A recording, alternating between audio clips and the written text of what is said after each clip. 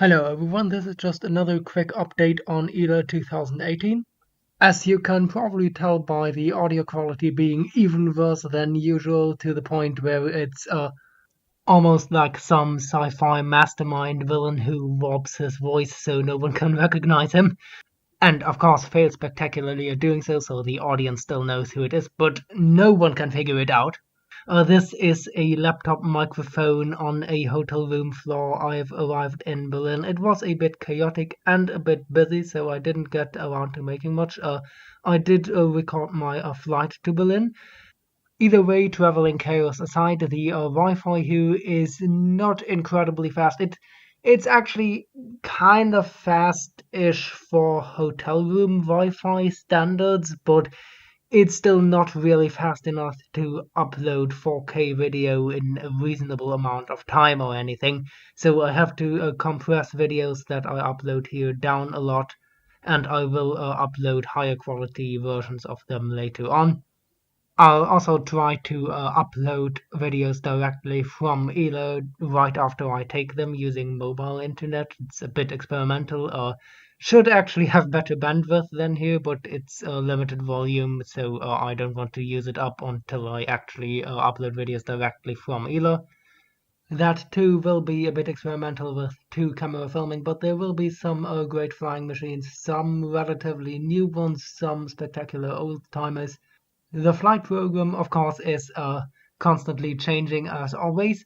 Now, at first it seemed a bit like it was mostly the same stuff as 2 years ago. However, by now, the flight program for today has become a little bit more detailed, and there are some things in there that I haven't seen before.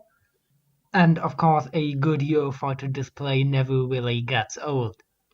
Of course, I'll also spend some time going through the static display aircraft and demonstrations and the fair halls and talks and events, although surprisingly, those actually get more interesting later on and don't really start that interesting today, which is a bit surprising because, of course, the first 3 days are only open for professional visitors, which is a lot less exclusive than it sounds at first. Basically, by studying aerospace engineering, I have a professional interest in ELA and thus am allowed in. Basically, anyone can find some reason or another as long as you have a camera and film aircraft, you're basically in.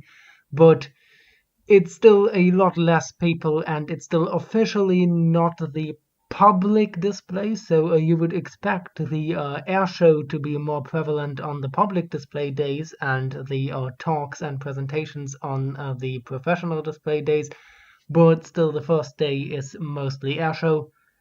I will also try to make a few contacts as I have basically a small pre-startup in the making, though it's still way too early to actually advertise that, but I'll still try to maybe get in touch if I find anyone who might be very interested in this.